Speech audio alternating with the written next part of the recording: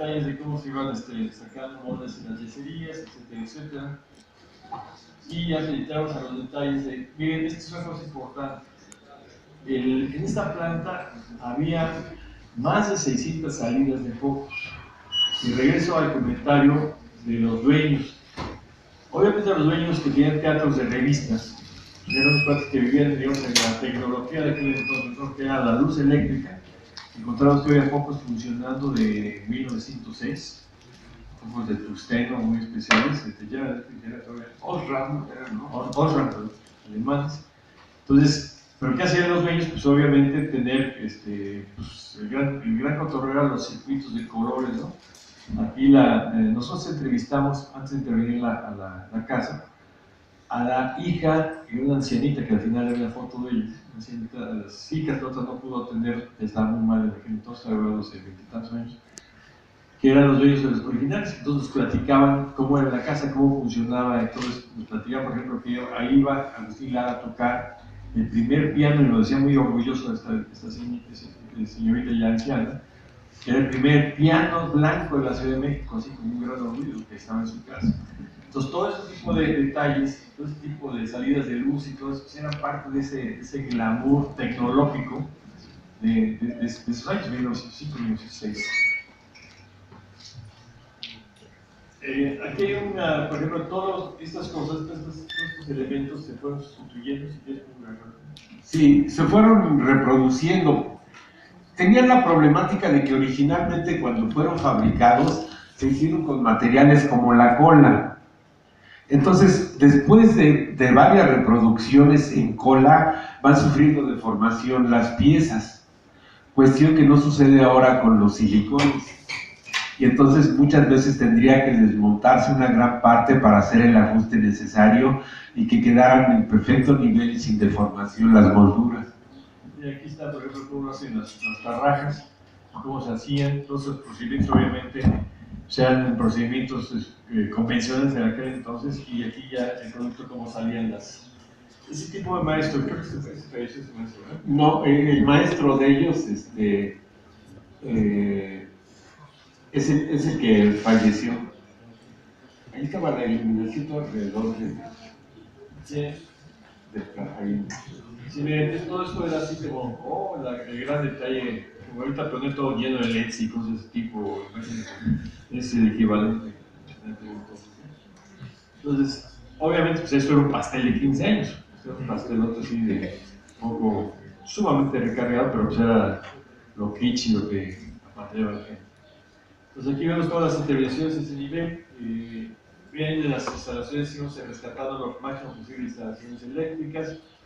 Y como les digo, la problemática siempre fue las políticas específicas de las autoridades del Centro Histórico, Bellas Artes, Antropología, todos estaban metidos ahí, cómo nos iban liberando tramos para ir avanzando. Aquí están vean aquí ya cómo se sustituían ya algunos elementos, y se iban cambiando toda la carpintería, que ahorita está toda echada a perder, que fue nuevo en su momento. Se restableció.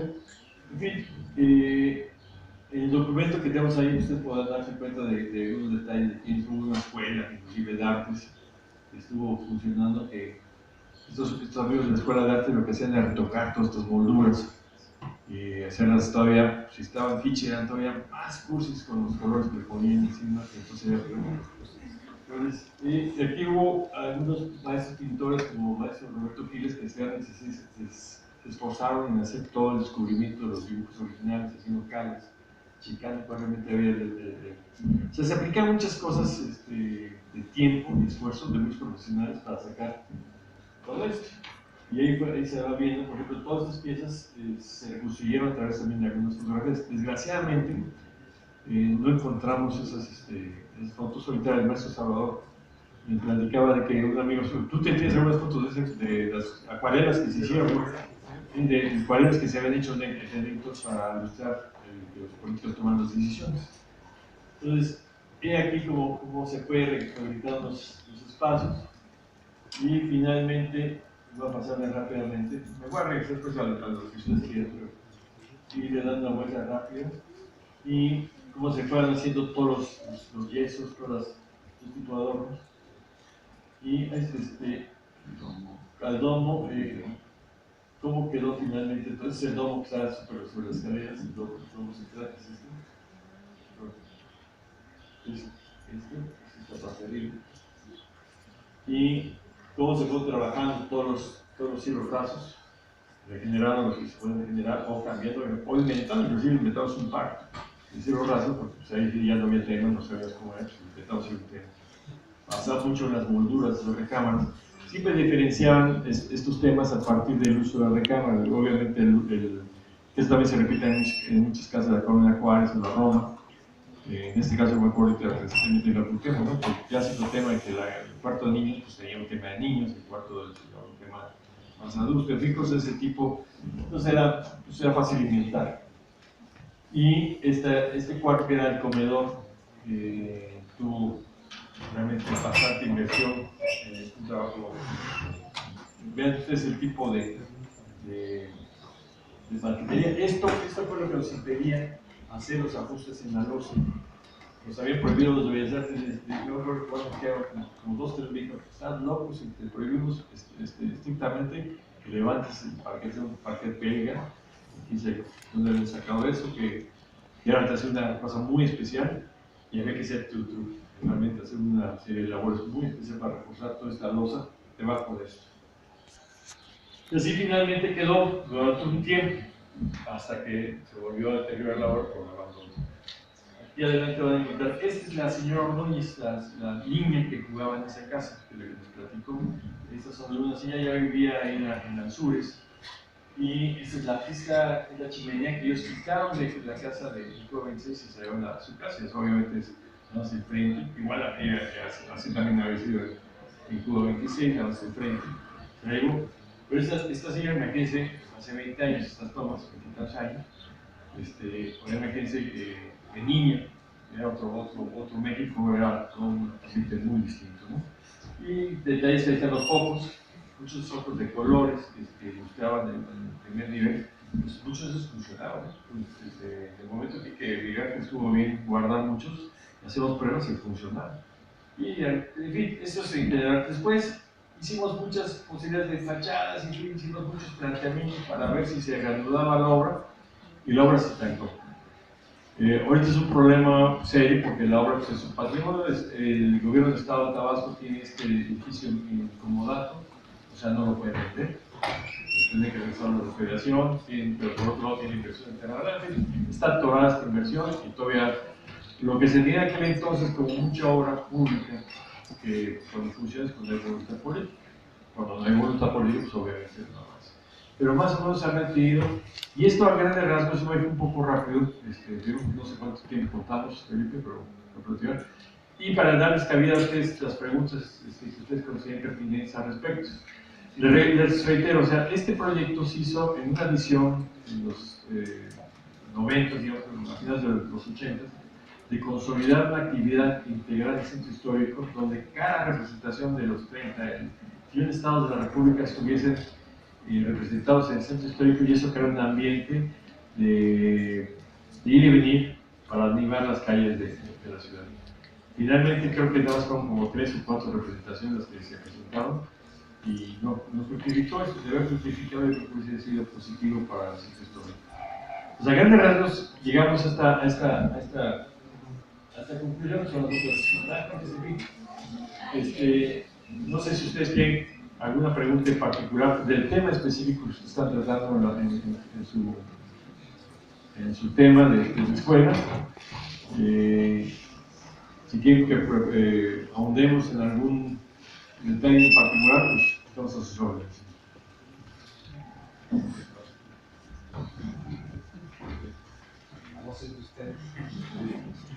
Entendido que el tema es que ustedes están haciendo un trabajo de manzanas, ¿no? De integración funcional de manzanas a través de corredores peatonales y rehabilitación de edificios, ¿no? ¿Así es? Más específicos son los 2 predios que acaban. No se vale ver los proyectos, pero van a vigilar. ¿Qué hacer con el predio de la derecha de la casa y qué hacer con el predio de la izquierda? Y el de atrás está comunicado. Entonces, el tema son los baldíos junto a la casa. y la casa pues es la cereza del pastel, ¿no? Actualmente iba a ser muy complejo hacer esto con las fachadas de los lados, porque ahora el INAH no se los va a permitir, porque rivalizan ahora estas fachadas con la original y estaríamos engañando a mucha gente. Tendríamos que buscar algún tipo de elemento que dejara bien certificado visualmente que no son edificios antiguos los de los lados. Por otro lado, el edificio central, el de Cuba 26, está suelto. Antes era toda la manzana concreta la que se movía en sismo como un solo elemento, y ahora está este edificio ahí, aunque consolidado, suelto de alguna manera.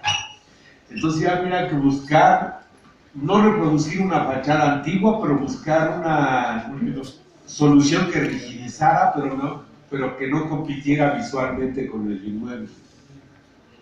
¿Ustedes no se acuerdan de, bueno, están en otro nivel, cuando vi los comentarios con respecto a la obra que había hecho, había dos teorías encontradas, lo que había hecho el arquitecto Benlliure en el 5 de mayo y lo que había hecho Teodoro González de León en Garras. Esto era muy reciente en relación a eso, de que si te integrabas o te separabas, o si mantienes un ritmo o simulabas, en fin, esto era mucho de lo que en aquel entonces grupos, por ejemplo, Juan Urquiaga tenía más afecto a esto de los del lado izquierdo, o sea, una especie de elementos modernos, entre comillas, pero simulando las claves y elementos arquitectónicos, los arcos. Entonces, se sustituían en cosas más de repente, una moldura por simplemente la sección metálica, cosas de ese tipo.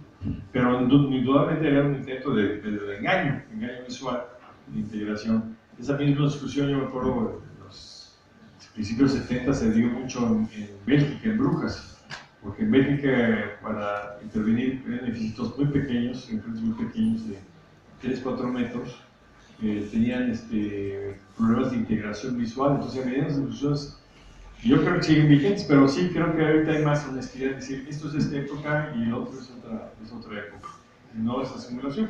Esto cundió de repente tan fuerte que yo creo que hasta de aquí sacaron para el postmodernismo. ¿Te acuerdas de esos modelos que se hicieron? Entonces, ese es un proceso. Y cabe la pena que ustedes con el tiempo, gente joven, vean esto, un análisis histórico de dónde salen esos planteamientos, esas posiciones, ciertos elementos eminentemente formales, por qué se iban y qué había detrás de ese formalismo o detrás de esas expresiones. Entonces, sigue siendo interesante esta discusión. Hace rato platicaba aquí con Salvador Redmi sobre la maestría de arquitectura, y muchas de estas cosas yo creo que se entienden ya hasta después yo creo que empiezas a aprender arquitectura cuando entras a la maestría, ¿no? Entonces, sí, son temas que uno en aquel entonces los va tomando así muy a la ligera, y en parte se suma uno a una inercia, pero sí vale la pena reflexionar al respecto. ¿Qué dijo yo? Sí. ¿Puede haber visitas ahí programadas? Para ir, ¿o cómo sería? Ya fuimos. Ya sé que ya fueron, pero... Pues mira, sí, mira, yo le hablé casualmente, el actual representante del gobierno de Tabasco es el mismo que había hace 20 años, Oscar Cantón Cetina. Entonces, cuando hablé, dijeron, oye, va a ir un grupo de universidad, encantado de la vida. Entonces, yo creo que ahorita pueden dar todas las facilidades, obviamente hay que pedirlo en orden y señalar una fecha. No creo que haya inconvenientes, son muy flexibles. Este licenciado es bastante accesible, no creo que haya ningún problema. Nada más hay que pedir una fecha en particular. No necesariamente, si hubiese algún problema, con mucho gusto yo sigo teniendo buena relación con el gobierno del estado, pero si yo creo que es más práctico que ustedes se dirijan directamente al licenciado Oscar Cantón Cetina, representante del gobierno de Tabasco en México. Pero si eventualmente hay un problema, con mucho gusto yo no tengo problema de ayudarlos.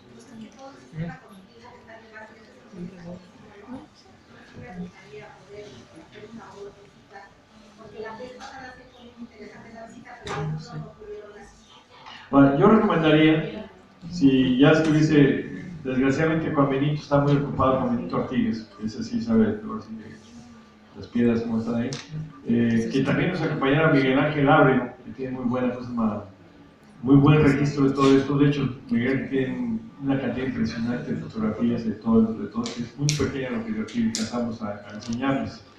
Pero sí, obviamente es una cosa distinta.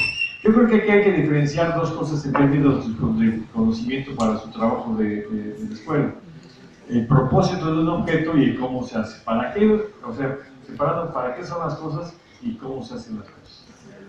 Entonces yo creo que son dos escalas muy importantes. La escala importante, yo creo en este caso, el análisis desde el punto de vista, digamos, urbano, suburbano, es ver cómo va a funcionar cualquier instalación, cómo afectan los valores del suelo, cómo afectan una serie de elementos, los reglamentos aplicados, el funcionamiento.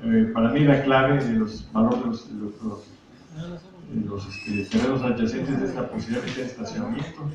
Como dicen los gringos, no parking, no business. O sea que esa es así una parte esencial del programa de lo que vayan ustedes a poner ahí. Ahora, por otro lado, yo creo que si descubren algo bueno, yo creo que el gobierno de Tabasco se los vende. Si hay una buena solución fácil para que sí se necesita invertir en eso. Un comentario. En su visión para ese predio y los predios aledaños que la tenían en el proyecto original, nos enseñaron la planta baja, pero ¿cuál es el partido aquí? ¿Qué es lo que iba a haber en esa zona como para aprovecharse los que vinieron? Tengan un acercamiento a un arquitecto que ya hizo el tema que ahorita tienen en concurso. Claro que las circunstancias ya cambiaron, pero pues sí les puede interesar.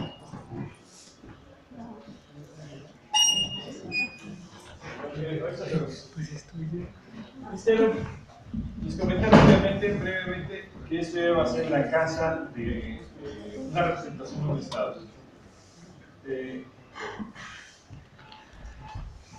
Por ejemplo, se va a ver mejor en esto. En esta.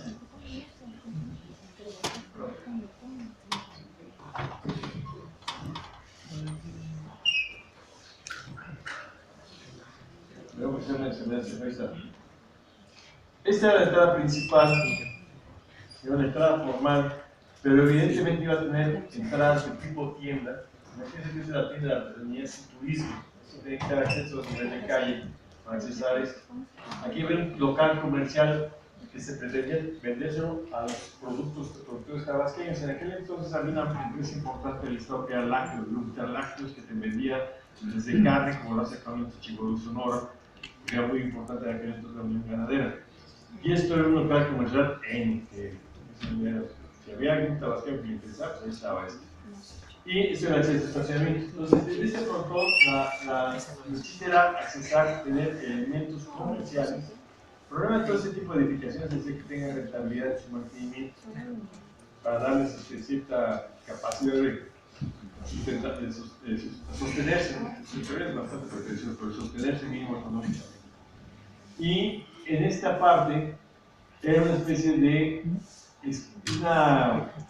un partido arquitectónico con un espacio semiabierto aquí en la parte posterior y esta una especie de arcada, porque les comentaba lo que querían hacer la comunidad tabasqueña en el Distrito Federal, que actualmente tiene un edificio, una casona histórica de la calle Berlín, en la Colonia Juárez, es muy ligada a las fiestas. Entonces queremos generar un espacio que pudiese meter tianguis, fiestas, rentables para sus hasta 15 años, y lo que quisieran en esta parte. Entrando por aquí, teníamos después de artesanías, tienes un patio, que es lo que comentaba aquí Miguel Ángel, que en un momento dado estuvo cubierto, una sala de exposiciones, una cafetería en la parte posterior que daba al jardín, aquí va viendo bodegas, servicios, esa también parte de las salas de exposiciones, y la cafetería que se quiere que sus servicios se complementan, y esto eventualmente se integraría a ese espacio abierto, dependiendo de la condición. El siguiente piso ya meter los servicios. Una cosa importante, este edificio originalmente casi no tenía baños, tenía muy poco, y era difícil meter una instalación moderna de baños. Entonces la concentración de este tipo de servicios era muy difícil. Entonces convenía hacer, también tenemos el elevador por fuera, un elevador completamente. Pues actualmente se requiere con los barrios, con muchas cosas, tener un servicio de elevador de parte, que sean pisos altos, ya no cualquiera sube notablemente un tercer nivel, son niveles de doble altura. Entonces, este elevador y este núcleo de servicios nos dan cabida para eso, y aparte nos ayudarían a distribuir los servicios, ¿no? El siguiente nivel, que está aquí, aquí este es el principal salón. Todo esto era, aquí queríamos hacer, hubo varios intentos. Iba a ver primero el restaurante aquí, porque originalmente estos no estamos vitrales. Los vitrales que originalmente era el comedor. Entonces, no estaba claro cuál era el funcionamiento que íbamos a dar, porque hubo una intención de hacer todo esto un gran restaurante de lujo. Como esto estaba en aquel entonces a 2 cuadras del Senado, y los senadores son muy buenos clientes para este tipo de lugares, porque vienen saloncitos y todo eso. Esto iba a ser originalmente un restaurante de lujo, de meterle una muy buena cocina, un chef así, invertirle bastante en el servicio, o traernos uno de los, se habló inclusive con